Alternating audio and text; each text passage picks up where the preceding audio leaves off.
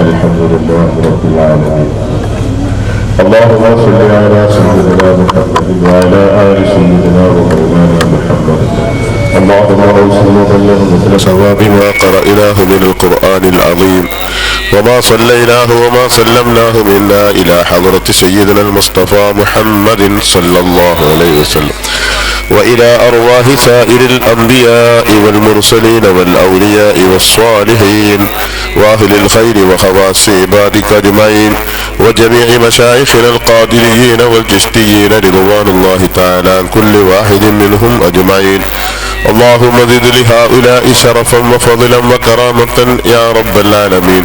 اللهم عال مقاماتهم، اللهم ارفع درجاتهم، وأفض علينا وعلى أهالينا وعلى أولادنا وعلى أحبابنا وعلى من لنا وعلى من أوصانا بالدعاء من فيوضاتهم وأنوارهم وأسرارهم يا رب العالمين. اللهم ربنا ظلمنا أنفسنا وإن لم تغفر لنا وترحمنا لنكونن من الخاسرين. ربنا تقبل منا إنك أنت السميع العليم وتب علينا إنك أنت التواب الرحيم. توفنا مسلمين وألحقنا بالصالحين. اللهم بارك لنا في مجلسنا هذا، اللهم بارك لنا في مجلسنا هذا، اللهم بارك لنا في مجلسنا هذا. اللهم نجنا وأهلنا وعيالنا وما تعلق بنا من القوم العائلين والنمامين والمغتابين والمبتدعين والساهرين، نجعلك في نحورهم ونعوذ بك من شرورهم. ربنا تقبل دعاءنا إنك أنت السميع العليم وتب علينا إنك أنت التواب الرحيم. آمين برحمتك يا أرحم الراحمين. وصلى الله وسلم على خير خلقه سيدنا محمد وآله وصحبه أجمعين.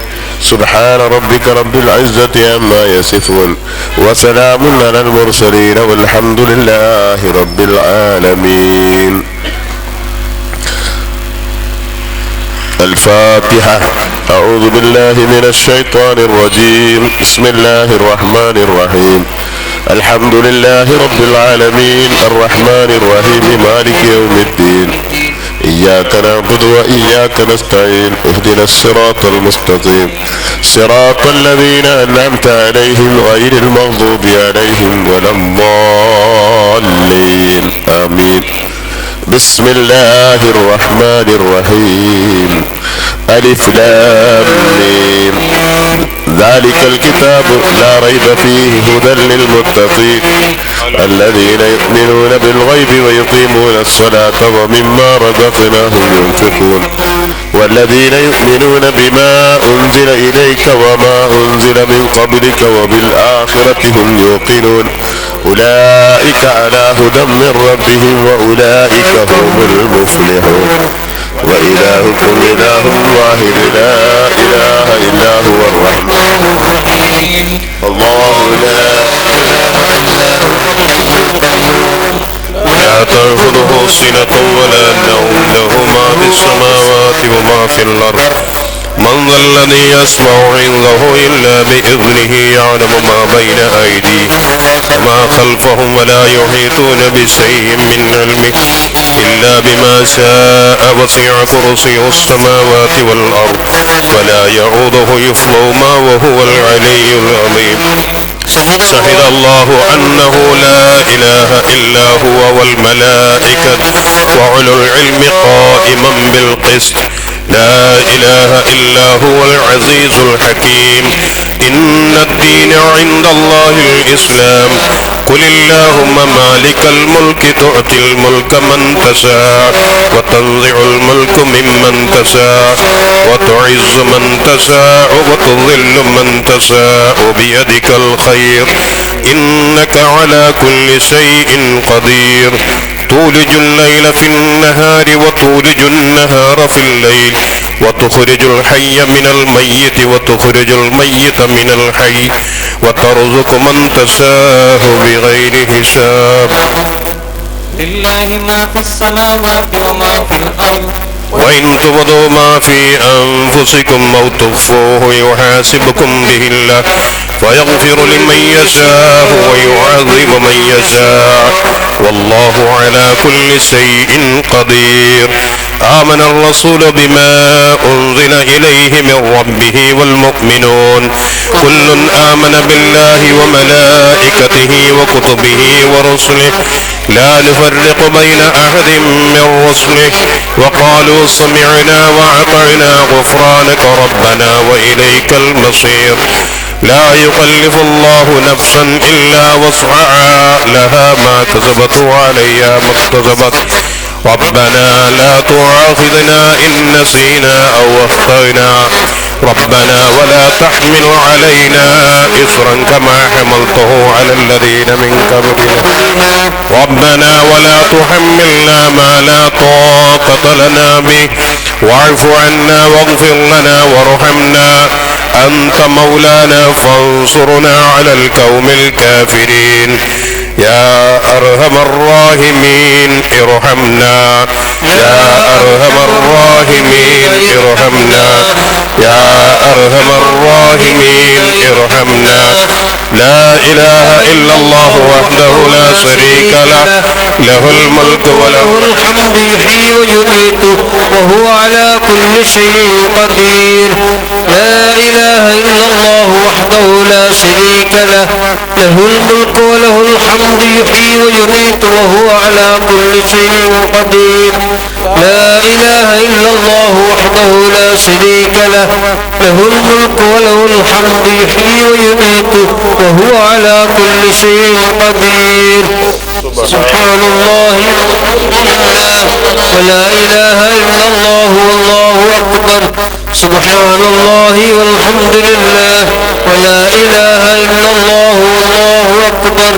سبحان الله والحمد لله ولا إله إلا الله والله أكبر. سبحان الله وبحمده سبحان الله العظيم. سبحان الله وبحمده سبحان الله العظيم. سبحان الله وبحمده سبحان الله العظيم.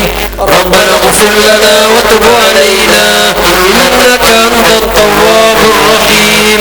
ربنا اغفر لنا وتب علينا إنك أنت التواب الرحيم. ربنا اغفر لنا وتب علينا إنك أنت التواب الرحيم.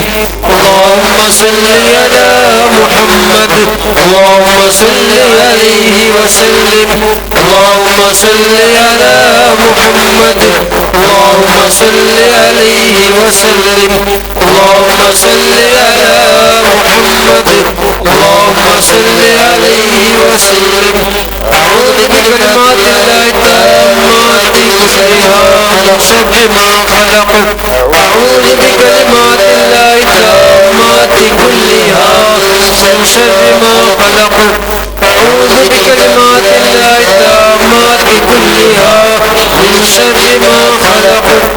بسم الله الذي لا يضر مع اسمه شيء في الأرض ولا في السماء وهو السميع العليم. بسم الله الذي لا يضر مع اسمه شيء في الأرض ولا في السماء وهو السميع العليم. بسم الله الذي لا يضر مع اسمه شيء في الأرض ولا في السماء وهو السميع العليم. بالله ربا وبالإسلام دينا وبمحمد صلى الله عليه وسلم نبيا ورسولا. رضينا بالله ربا وبالإسلام دينا وبمحمد صلى الله عليه وسلم نبيا ورسولا. رضينا بالله ربا وبالإسلام دينا وبمحمد صلى الله عليه وسلم نبيا ورسولا. بسم الله والحمد لله الخير والصبر بمشيئة الله. بسم الله والحمد لله الخير والصبر بمشيئة الله.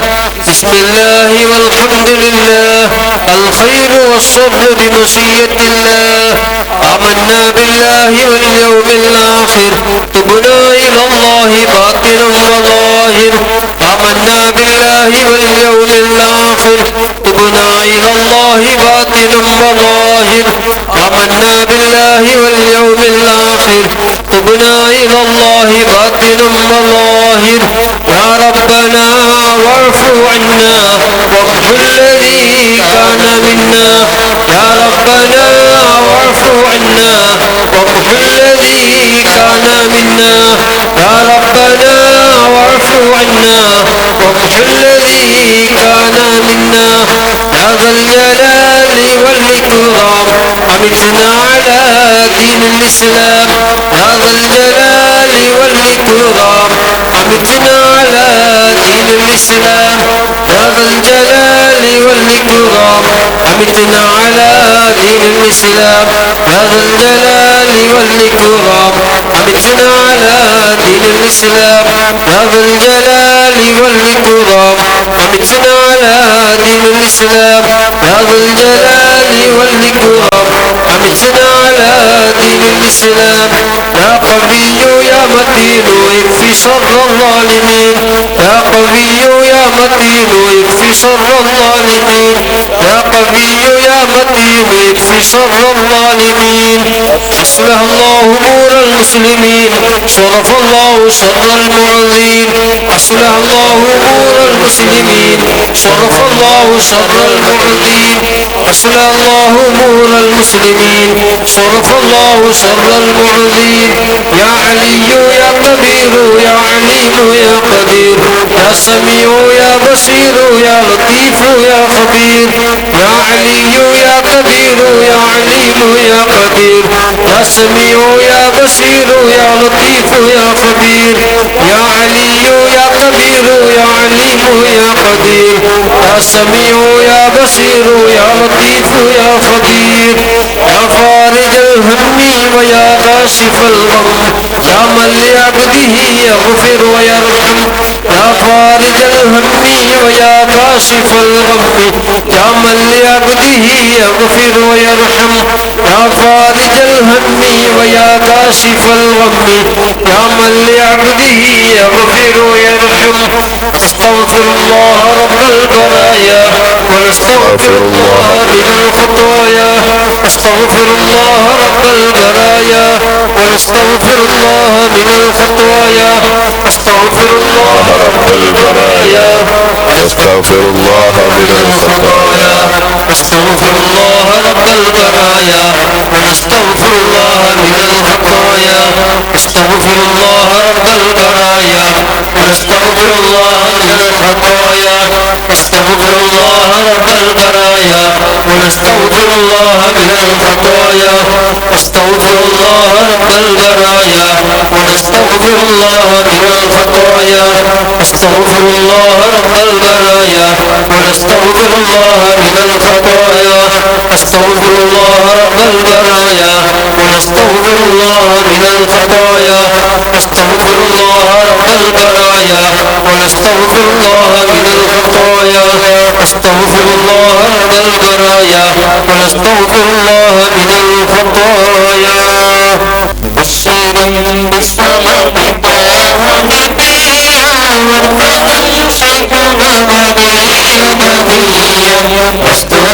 صلحت ما كنت حيا. اقبلوا منا ومكان قصيا. واعتلوا آية الرجال فخافوا في فتى البيت سجدا وبكيا. وبذكره تصيح دموعي كلما اشتقت نورة وعشيا. وأنادي الله من قرب صوتي كمناجاة عبده زكريا. واختفى نوره وعدت أنادي بظلام الدجى نداء خفيا. وهنا القلب بالفراق فهب لي ربي بالقرب من لدنك وليا. يا خليلي خلياني بعشقي أنا حول بنار حبي سليا. أنا في نظري وحبي وقلبي يسمع أيهم أساد عتيا. أنا شيخ الغرام من يقتدي بي الهوى أهدي صراطا سويا. أنا واليوم أراه ذلك اليوم يوم مرعد واستجيب سيدي دعائي لأني لم أكن بالدعاء ربي سقيا واستجيب سيدي دعائي لأني لم أكن بالدعاء ربي سقيا واستجيب سيدي دعائي لأني لم أكن بالدعاء ربي سقيا صلوات الكريم سهرا وحولا ألف ألف على الرسول المعلى مرحبا مرحبا وأهلا وسهلا بأبي دنا إلى باب مولى صلوات الكريم سهرا وحولا ألف ألف على الرسول المعلى قصة كفضيلة وافتقاري ببداد النسب قلب تملى صلوات الكريم سهرا وحولا ألف ألف على الرسول المعلى وقد أرجفناه كل ليلة خوف ما يفجرون عن نحو ليلة صلوات الكريم سهرا وحولا ألف ألف على الرسول المعلى جل عليهم وصلوا بالظلال منهم إلالا ففروا بالتراب منهم وجوها بكى لله خشية وابتهالا وأسافروا على الخدود دموعا خشعا سجدا لمولى تعالى ذوقنا في مسازنا برذكرى مرة لليمين أخرى شمالا الوجوه منهم تدور إذ ظلت لذة بعيد الظلالا وهم ذاكرون وجههم دون وجه رجالا جلالا صلوات الكريم سهرا وحولا ألف ألف على الرسول المعلى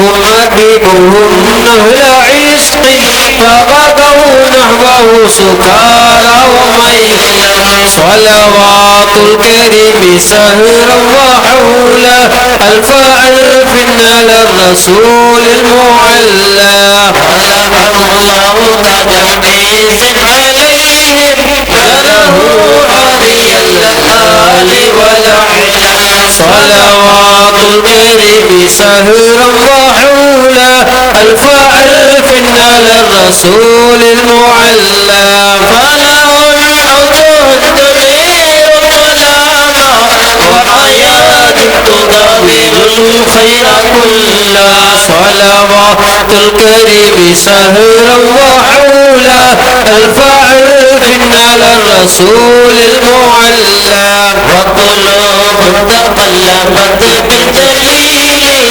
مقبلات إليه من تولى صلوات الكريم سهرا وحولا ألف ألف على الرسول المعلى ألسنتهم تقول أستغفر الله كل حال يليق مما سوى الله صلوات الكريم سهرا وحولا ألف ألف على الرسول المعلى